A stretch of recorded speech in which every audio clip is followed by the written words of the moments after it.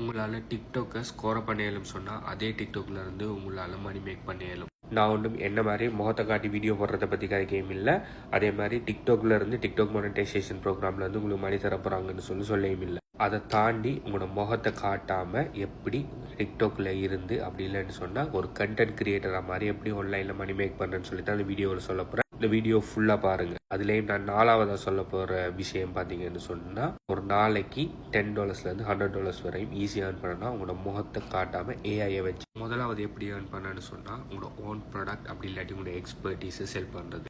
நீங்கள் என்ன தொழில் வேணுனாலும் செய்யலாம், இல்லாட்டி உங்களுக்கு என்ன ஒரு ஹாபின்னு இருக்கலாம். ஓகே, உதாரணத்துக்கு நான் சொல்கிறேன், நீங்கள் ஒரு மெக்கானிக்னு வைங்க. நீங்கள் ஒரு மோட்டர் பைக்கல் ஷாப் ஒன்றில் வேலை செய்கிற ஒரு மெக்கானிக்னு வைங்க. உங்களுக்கு மெக்கானிக்கல் சம்பந்தமாக தெரிஞ்ச நிறைய விஷயம் பார்த்தீங்கன்னு சொன்னால் ஒரு சாதாரண மனுஷனுக்கு தெரியாமல் இருக்கும். ப்ளஸ் ஒரு மெக்கானிக் ஷாப்புக்கு ஒரு ஆள் வராமல் இருக்கிறதுக்கு ஒரு ப்ரிவென்ஷன் மெத்தட்கள், அதாவது சின்ன சின்ன விஷயங்களை டேக் கேர் பண்ணினா அவர் அடிக்கடி மெக்கானிக் ஷாப்புக்கு கொண்டு வர தேவையில்ல. அவரோட பைக்கையோ ஒரு காரையோ சரியாக பாதுகாக்கிறதுக்குரிய நிறைய டிப்ஸுகள் அவருக்கு தெரியாத விஷயங்கள் உங்களுக்கு நிறைய தெரிஞ்சிருக்கும். அப்படியான விஷயங்களை நீங்கள் குட்டி குட்டி வீடியோவாக நீங்கள் முகத்தை காட்டினாலும் சரி காட்டாட்டியும் சரி, நீங்கள் அந்த பொருளை காட்டினாலும் சரி, அப்படி இல்லாட்டி உங்களுக்கு தனியாக ஆடியோவை போட்டாலும் சரி, சோஷியல் மீடியாவில் கண்டென்ட்டாக க்ரியேட் பண்ணுங்கள். முதல் வீடியோ, 2வது வீடியோ, 3வது வீடியோ கொஞ்சம் இதாக தான் இருக்கும், மோசமாக தான் இருக்கும். அப்படி இல்லாட்டி வீடியோ க்ரியேட் பண்ணுறதுக்கு பயமாக இருக்கும். மற்றவங்களை என்ன சொல்லிடுவாங்க, கிரிஞ்சாக இருக்குமோ, அப்படி இல்லைன்னு சொன்னால் நான்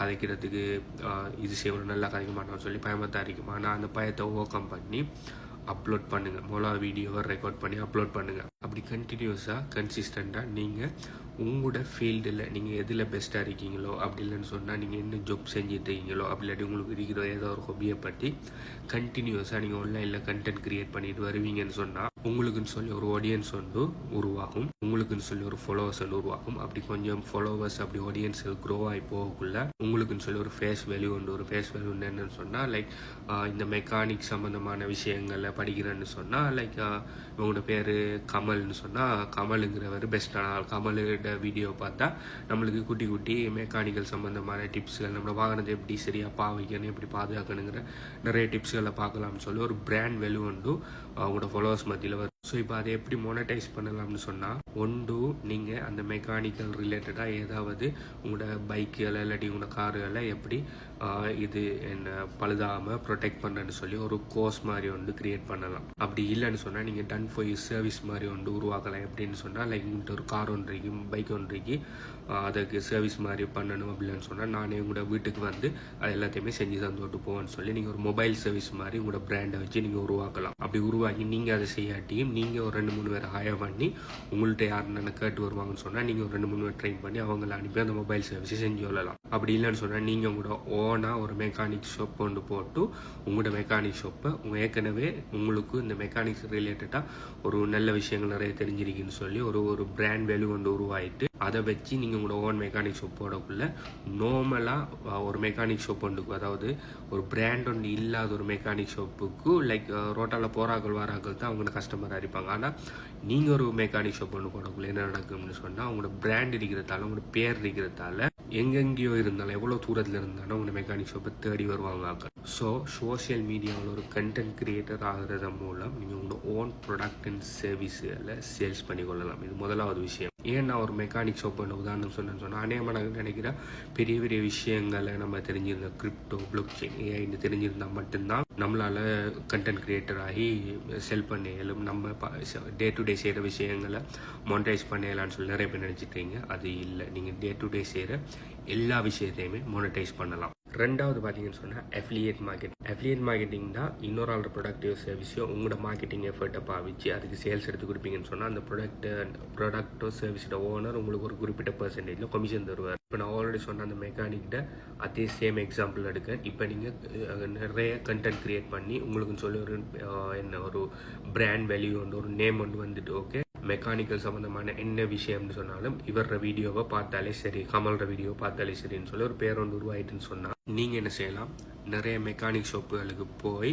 அவங்களோட பார்ட்னர்ஷிப் போடலாம். எப்படின்னு சொன்னால், நான் நிறைய கஸ்டமர்ஸ் உங்களுக்கு ரெஃபர் பண்ணுவேன். ஒவ்வொரு கஸ்டமர்ஸுக்கும் நீங்கள் என்னை குறிப்பிட்ட பர்சன்டேஜ் கமிஷன் தரணும். எங்கள் கஸ்டமர்ஸ் உங்கள்கிட்ட வந்தாங்கன்னு சொன்னால் அவங்களுக்கு ஒரு கோடை ஒன்று கொடுப்பேன். அந்த கோடை அவங்க சொல்லி அவங்க பைக்கையோ அவங்கள்ட்ட காரையோ திருத்திட்டு போவாங்கன்னு சொன்னால் அவங்களுக்கு ஒரு டிஸ்கவுண்ட் ஒன்று கொடுத்து போட்டு எனக்கும் உங்களுக்கு கமிஷன் தரணும். ஸோ உங்களுக்கு நான் ஃப்ரீயாக டிராஃபிக் எடுத்து தரேன், அதுக்கான கமிஷனை தரேன்னு சொல்லி நீங்கள் மெக்கானிக் ஷாப்புகளோட டீல் போடலாம். அதோட சேர்த்து நீங்கள் என்ன செய்யலாம், ஹார்ட்வேர்ஸ், அதாவது அந்த டூல்ஸ்கள், அதாவது பைக்கிட்ட பார்ட்ஸ்கள், கார பார்ட்ஸ்கள் விற்கிற டூல்ஸ்கள் ஷாப்புகளில் போய் அவங்களோட டீல் போடலாம். நான் உங்களுக்கு கஸ்டமர்ஸ் தருவேன்னு சொல்லி. ஸோ நாளைக்கு நீங்கள் ஒரு குறிப்பிட்ட ஒரு ப்ராப்ளம் ஒன்று மோட்டர் பைக்கில் வர ஒரு ப்ராப்ளம் ஒன்று கதைச்சிட்டு இந்த ப்ராப்ளத்தை சால்வ் பண்ணணும்னு சொன்னால் XYZங்கிற இந்த ஷாப்புக்கு போங்க, நல்லா செஞ்சு தருவாங்கன்னு சொல்லலாம். அதே மாதிரி ஏங்கிற ஒரு ப்ராப்ளம் ஒன்று உங்கள் பைக்கில் வருதுன்னு சொன்னால் நீங்கள் இந்த ப்ராடக்ட்டை வாங்கி போட்டிங்கன்னு சொன்னால் அந்த ப்ராப்ளம் வராது. அந்த ப்ராடக்ட் எங்கே இருக்குன்னு சொன்னால் இப்போ Zங்கிற இந்த கடையில் இருக்குன்னு சொல்லி ஒரு கடையை ரெக்கமெண்ட் பண்ணலாம். இப்படி செய்கிறது மூலம் நீங்கள் அஃபிலியேட் மார்க்கெட்டிங் செஞ்சு சொல்லலாம். இப்போ நான் ஏன் இதை ஒரு எக்ஸ்ட்ரீம் எக்ஸாம்பிள் ஒன்று எடுக்கணும்னு சொன்னால், நீங்கள் எதை வேணுனாலும் மொனடைஸ் பண்ணலாம், என்ன ஸ்கில்லை வேணுனாலும் மொனடைஸ் பண்ணலாங்கிறதுக்கு உதாரணம் காட்டுறதுக்காக தான் நான் இந்த உதாரணத்தை எடுக்கிறேன். மூணாவது பார்த்தீங்கன்னு சொன்னால் பிராண்ட் டீல்ஸ். அதே சேம் எக்ஸாம்பிள் எடுக்க நீங்கள் மெக்கானிக்கிட சம்மந்தமான மெக்கானிக்கல் சம்மந்தமான பைக் சம்மந்தமான கார் சம்மந்தமான வீடியோஸை க்ரியேட் பண்ணிக்கிட்டு இருக்கக்குள்ள என்ன நடக்கும்னு சொன்னால், ஒரு மெக்கானிக்கல் ஷாப் என்ன சொல்லுவாங்க சொன்னால் உங்களை வந்து அப்ரோச் பண்ணி நாங்கள் உங்களுக்கு இவ்வளோ பணம் பே பண்ணுறோம், நீங்கள் ஒரு நாளைக்கு எங்கள்கிட்ட ஷாப்புக்கு வந்து நாங்கள் என்ன மாதிரி விஷயங்கள் செய்கிறோம், என்ன மாதிரி இது ஒரு புது விஷயம் மட்டும் கொண்டு வந்திருக்கோம், இது சம்மந்தமாக வீடியோ எடுத்து போடுங்கன்னு சொல்லி அவங்க பிராண்ட் டீல்ஸுக்கு கூப்பிடுவாங்க. அப்போ அப்ஃப்ரண்ட்லேயே அஃபிலியேட் மார்க்கெட்டிங்கில் பார்த்தீங்கன்னு சொன்னால் நீங்கள் சேல் எடுத்து கொடுத்தா தான் கமிஷன். ஆனால் பிராண்ட் டீலுக்கு பார்த்தீங்கன்னு சொன்னால் அப்ஃப்ரண்ட்லேயே உங்களுக்கு மணி தருவாங்க அவங்களுக்கு ஒரு வீடியோ போய் செஞ்சு கொடுக்குறதுக்கு. உதாரணத்துக்கு வேறு ஒரு உதாரணம்னு சொன்னால், லைக் ஃபுட் பிளாகர்ஸ் பார்த்தீங்கன்னு சொன்னால் ஏர்லியர் டேஸில் அவங்களாவே ஒரு கடைக்கு போய் ஒரு ஃபுட் ஒன்று வாங்கி பிளாக் பண்ணுவாங்க, அது நல்லா இருக்கு இல்லையான்னு சொல்லுவாங்க. அதுக்கப்புறம் என்ன நடக்கும்னு சொன்னால், அவங்களோட வீடியோவில் வைரலாகி போகிறதால கடையில் என்ன பண்ணுவாங்கன்னு சொன்னால் அவங்கள இன்வைட் பண்ணி அவங்களுக்கு பணம் கொடுத்து வந்து எங்கள்ட கடையில் சாப்பிட்டு பார்த்து அது சம்மந்தமான ரிவ்யூ பண்ணுங்கன்னு சொல்லி பிராண்ட் டீல்ஸ் கொடுப்பாங்க. ஓகே, சேம் விஷயம் தான். நீங்கள் என்ன ஸ்கில் உங்கள்கிட்ட இருந்தாலும் சரி, என்ன தொழில் செஞ்சாலும் சரி, என்ன ஹாபி இருந்தாலும் சரி, அது ரிலேட்டடான கண்டென்ட்டை நீங்கள் க்ரியேட் பண்ணுங்கள். உங்களுக்கு ஈஸியாக எதுனான ஒரு வழியில் நீங்கள் அந்த ஸ்கில்லை நீங்கள் மானிட்டைஸ் பண்ணலாம். இப்போ நீங்கள் ஒரு ஆள் உங்களுக்கு உங்களோட முகத்தை காட்டி வீடியோ க்ரியேட் பண்ணுறது விருப்பம் இல்லை, உங்களுக்கு ஒரு ஹாபியும் இல்லை, உங்களுக்கு நீங்கள் செய்கிற தொழிலில் விருப்பம் இல்லை, உங்களுக்கு எது சம்மந்தமான ஒரு விஷயமும் இல்லைன்னு சொன்னாலும் கண்டென்ட் க்ரியேஷனில் இன்னொரு வழி இருக்கு earn பண்ணுறதுக்கு. அது என்னன்னு சொன்னால் கிளிப்பிங் அண்ட் யூஜிசின்னு சொல்கிறேன். கிளிப்பிங்னா என்ன விஷயம்னு சொன்னால், நிறைய பெரிய பெரிய கிரியேட்டர்ஸ் இருப்பாங்க, அவங்க பாட்காஸ்டல் போடுவாங்க, இல்லாட்டி பெரிய யூடியூப் வீடியோஸ்கள் போடுவாங்க.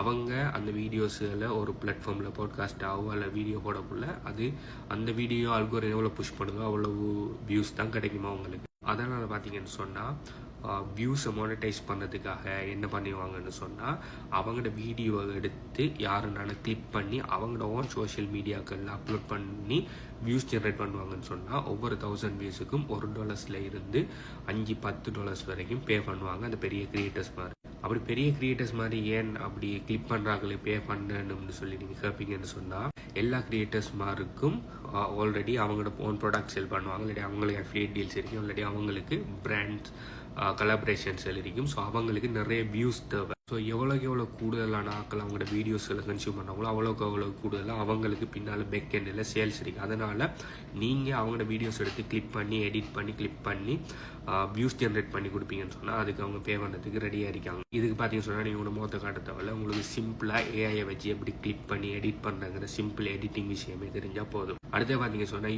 யூசர் ஜென்ரேட்டட் கண்டென்ட்னு சொல்கிறது, நிறைய பிராண்ட்ஸ்கள் பார்த்தீங்கன்னு சொன்னால் அவங்களுக்கு நிறைய வீடியோஸ்கள் கிரியேட் பண்ணது ஆக்களை தேடிட்டு இருப்பாங்க. அவங்களுக்கு அவங்களோட பிஸ்னஸை சரியாக செய்கிறதுல அவங்க ஃபோக்கஸ் அடிப்பாங்க. ஆனால் அவங்களுக்குரிய வீடியோஸில் க்ரியேட் பண்ணுறதுக்கு இண்டிபெண்ட் கிரியேட்டர்ஸில் தேடிட்டு இருப்பாங்க. அங்கே நீங்கள் போய் என்ன பண்ணலாம்னு சொன்னால், உங்களோட மோத்தை காட்டி அப்படி இல்லைன்னு சொன்னால் ஏஐயை வச்சு நீங்கள் அவங்களோட பிராண்ட் சம்மந்தமான வீடியோஸ்களை செஞ்சு நீங்கள் கொடுப்பீங்கன்னு சொன்னால் அதுக்கு ஒவ்வொரு 1000 வியூஸுக்கும் உங்களுக்கு $10 ஈவன் $50-100 கூட பே பண்ணது ரெடியாக இருக்காங்க. நீங்கள் அவங்க வீடியோ செஞ்சு நீங்கள் அப்லோட் பண்ணக்குள்ள சில நேரம் வீடியோ செஞ்சு அவங்க கேட்பாங்க, அவங்களோட சோஷியல் மீடியாக்கள் அப்லோட் பண்ணது அதுக்கு பல்க் அவங்களுக்கு அமௌண்ட் ஒன்று ஃப்ரண்ட் எண்ட்லேயே தருவாங்க. ஸோ கண்டென்ட் க்ரியேஷனுங்கிறது $0 ஸ்டார்ட் பண்ணக்கூடிய ஒரு விஷயம். நீங்கள் வீடியோ உங்களோட ஃபோன் எடுத்து கேமரா ஆன் பண்ணி வீடியோ க்ரியேட் பண்ணதுக்கு எந்த விதமான இன்வெஸ்ட்மெண்ட்டும் பண்ண தேவை. $0 ஸ்டார்ட் பண்ண விஷயத்துக்கு thousands of dollars நீங்கள் ஈஸியாக ஏர்ன் பண்ணலாம்.